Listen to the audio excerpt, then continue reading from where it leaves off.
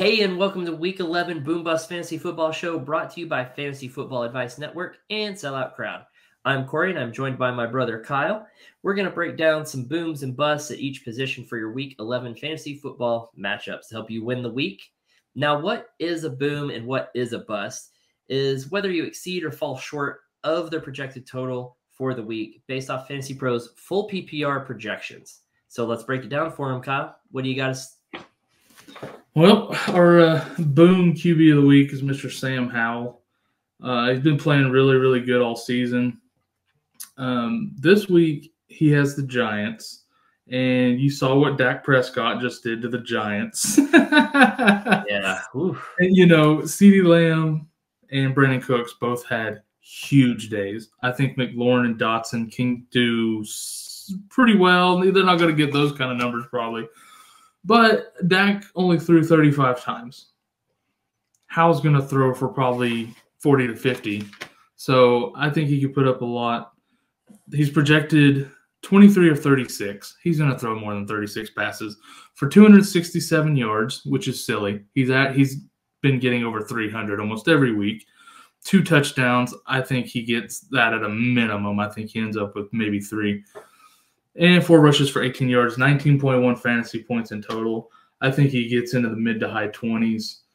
I'm loving me some Sam Howell against the Swiss cheese Giants this weekend. Yeah, I agree. I just saw what Sam Howell did to the Philadelphia defense a few weeks ago. They're just letting him light it up, right? And like you said, I think that the Cowboys offense just kind of showed that Giants secondary, they showed a weakness there somewhere, right? So I think you watch that game film and Sam Howell just has a day because honestly, their running game there in Washington it's fine, but nothing to write home about. So they're just lighting it up through the air. Like you said, over 300 yards a game. And I know that Sam Howell did not have that great of a game in week 7 against the Giants. He didn't even score 10 fantasy points, but I don't see that repeating itself this time. Yeah. Since then, he's just been doing fantastic. So I think this week they come out and just light him up. Yeah, for sure. At home. So, alrighty, what do you got for your bust? So my bust is actually Mr. Dak Prescott. Now, this one hurts as a Cowboys fan after 3 amazing games after their bye.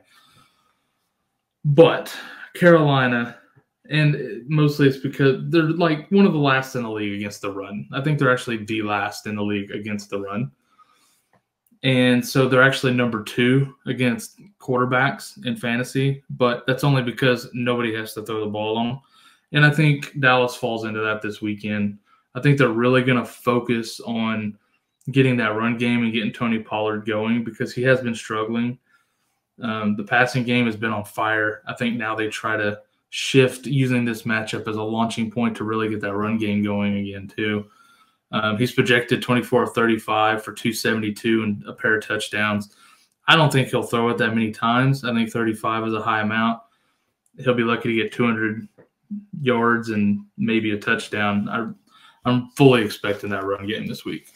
Yeah, I'm with you on this one. I think Dak comes down to earth a little bit more on this week because, like you said, it's a little bit deceptive.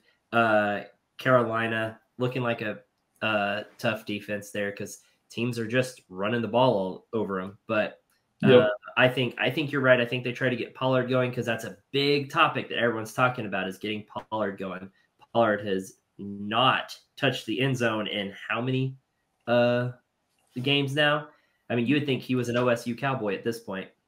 No. He's one of the other Cowboys.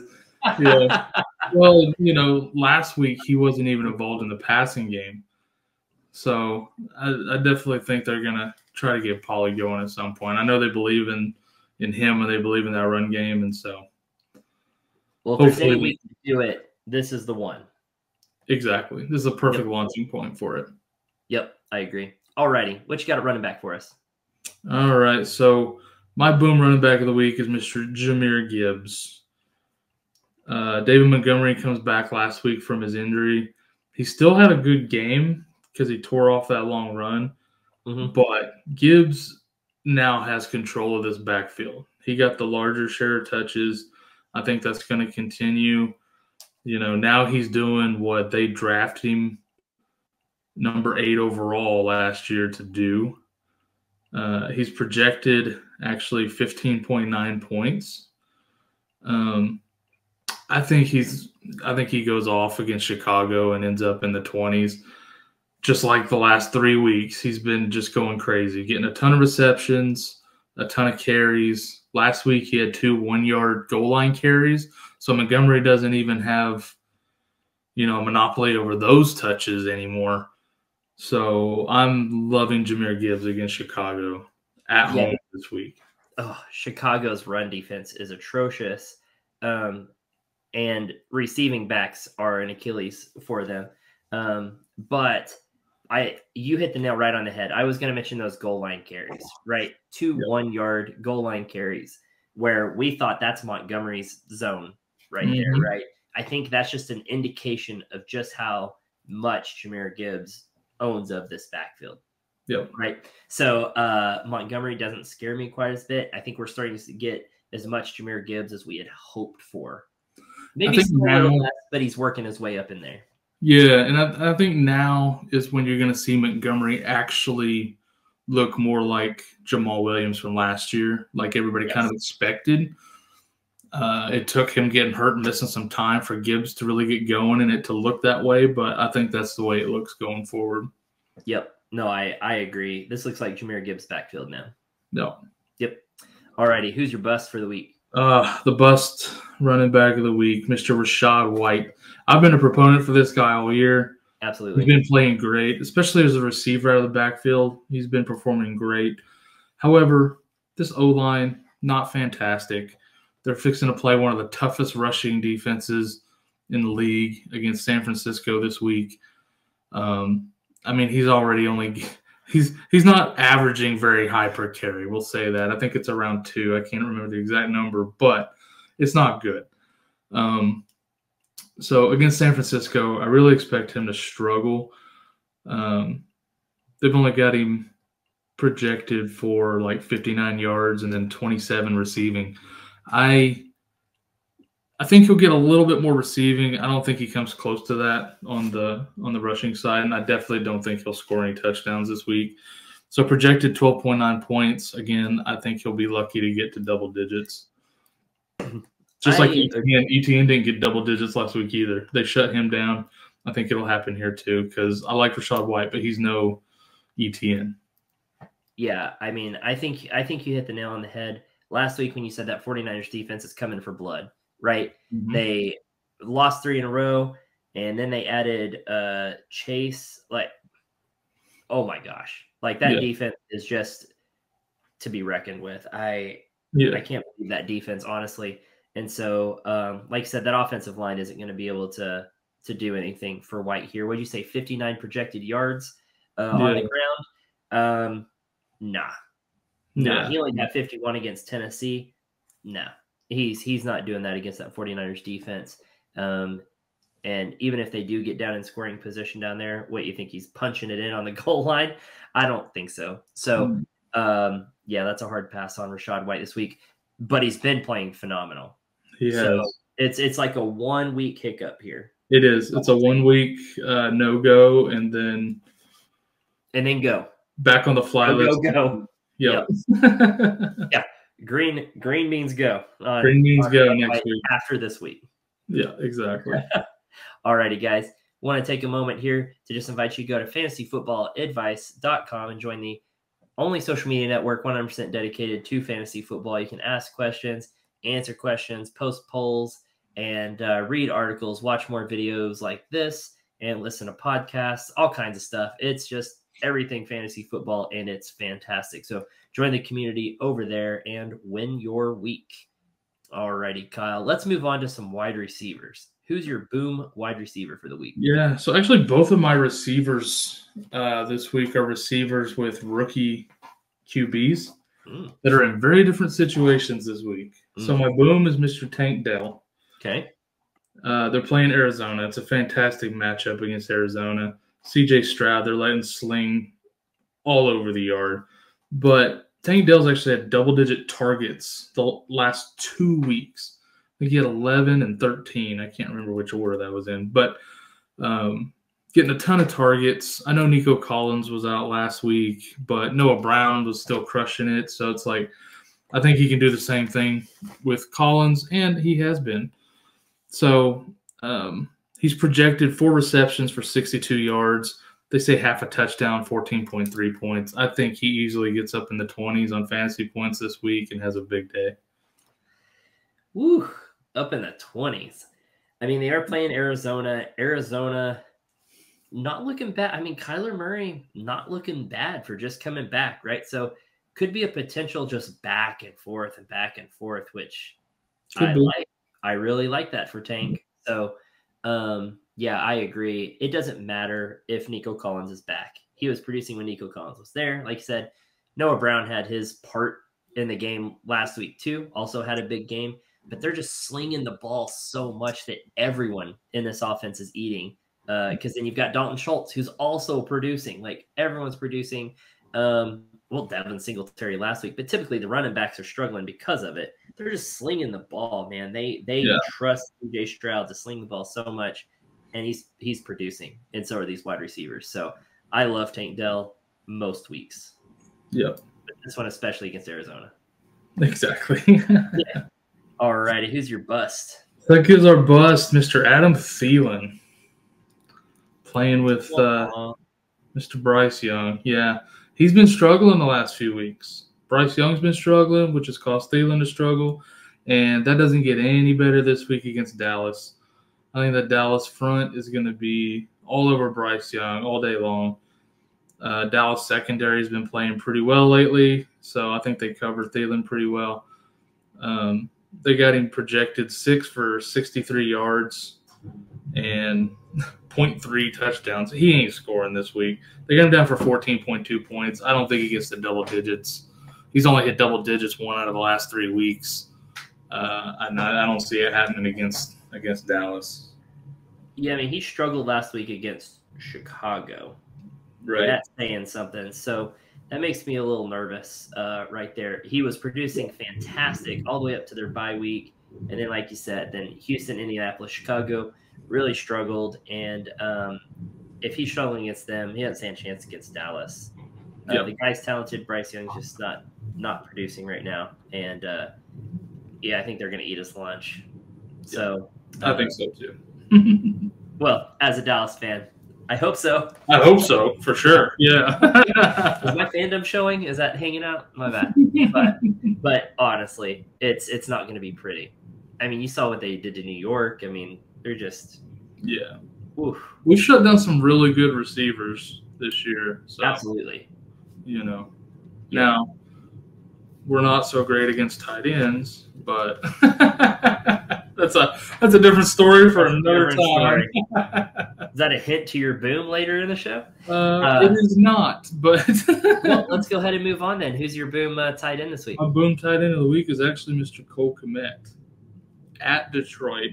They're going to have to score and throw a lot to keep up with Detroit at home, because Detroit at home is a whole different beast than Detroit on the road. Absolutely. So they're going to need points, and Cole Kmet's been very, very involved. He's projected 4 catches for 44 yards, 0.3 touchdowns, 10.5 points. I think he'll get you over 15, 16, up towards 20. I think he'll get in the end zone. I think he'll push probably for 100 yards or so. I think he's going to be very, very involved this weekend. I mean, call me crazy, but when you look at Cole Kmet's production, most of his big games come on the road. Just throwing that out there. I don't know why that is. I didn't notice that, but hey. Yeah. You're superstitious. Let's do it. Hey, all but one of his double-digit scoring games was on the road. So if you play that way, I like the colors of their uniform, so I pick players that way. If you pick this way, then maybe that's your way to go. But I agree. You have to score. Sometimes the home and away thing is legit, though, because like Jared Goff, yep, he's always better at home, and that is a known fact. Yes. In the football in general. Yes. So it's not without its merit to note. I agree. He plays better on the road for sure. I agree. So something there that they lean on Cole Kmet on the road quite a bit, it seems. So, yeah. But they'll need to in this game. Detroit's going to put up some points. Yeah, I agree. Yep, I totally agree. Could be a bloodbath in there. Woo. Anyways, all right, who you got your bust? All right, so my bust tight end. Listen, it's Evan Ingram. I kind of hit the cheat code button this week because I used the same type of criteria as I did last week for my tight end bust when I picked Cade Otton and said he wasn't going to get any, like he was going to, because let's see, okay, Cade Otton last week was projected 3 catches for 32 yards. I said he wouldn't get it, and he didn't against Tennessee. Toughest matchup for tight ends in the league, even after that, haven't allowed a touchdown to tight ends. This week, guess who Evan Ingram's playing? The Titans. And I think they shut him down too. He's projected 5 catches for 52 yards, 11.8 points. I don't think he gets double digits, and he won't score a touchdown. You know who does good against Tennessee? Wide receivers. And wide receivers do fantastic. You know what? The Jaguars have a lot of good wide receivers. I just want to say, if I could have put, if I wanted to put Christian Kirk 2 weeks in a row as my wide receiver, boom, I was this close to doing it. I love Christian Kirk this week, but I'm not about. Evan Ingram still hasn't scored a touchdown all season. Heck, this ain't going to be the week he does it against Tennessee. This might be the week you see Calvin Ridley not make you cry, So Calvin Ridley could be an interesting dart throw this week. Could be a nice little flex for you. He might actually have some work this week. So he might. Yeah, but Evan Ingram will not. All righty. Let's go on. That covers all our booms and our busts for the week. So let's cover a couple streamers really. Little bonus at the end here. Let's give them a little streamer kicker that they can use this week. Yeah, so my streamer kicker of the week is Mr. Matt Prater. He's still on waivers everywhere because he was pretty awful through the first part of the year because Arizona wasn't putting up a ton of points. Well, last week, Kyler Murray's back. Matt Prater had 18 points. They're moving the ball again. They're looking pretty nice. So if he's still available out there, he's not a bad kicker to pick up and probably play every week going forward if this offense continues to go and Kyler stays healthy and stuff. So, but Arizona against Houston this week could be a nice little shootout, little point potential situation. So I'm liking him a lot this week. Yeah, I agree. I like the shootout potential. There's a little something we said Kyler was looking pretty good. He hasn't been playing a game, so it's a little different. You're getting in there. Well, a game situation is one thing. A red zone game situation is completely other. It's hard once you get in the red zone. It's hard to punch the ball in. Because you have less space to play with, so that defense is more compact. So figuring out that red zone offense might take a little time. And so I think that really benefited Prater last week, and I think it could happen again this week as Kyler kind of gets back in that groove and everyone's kind of playing with each other and trying to figure it out. It might take just a little while. So Matt Prater, I think, is a beneficiary of that. And he's always been a really good fantasy kicker, one of the most accurate kickers in the league. Correct, yeah. He's been in the league for a while, and he's always been very, very accurate. So he's a trustworthy guy. He's not going to go out there and miss a bunch and get you negative points either. Agreed. Yep. All righty. Give us a defense to stream this week. Dude, my defense this week I'm streaming is Miami.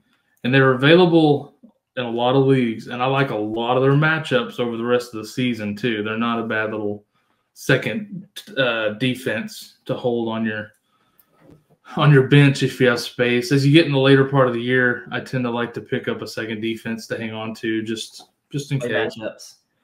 But they play Las Vegas this week. They got Aiden O'Connell starting now for Vegas. In 2 starts so far, he has 0 touchdowns, an interception, and 7 sacks. Oof. That's pretty nice, and they're not, throwing up a ton of points either, obviously, if he's not throwing touchdowns. So I love this Miami defense against Vegas this week to score points. And like you say, I would hang on to them for some of their matchups between here and the end of the season as well. Oh, yeah, I agree. I think, once they get later on into playoff time, fantasy playoff time, not really loving them, but up to that point.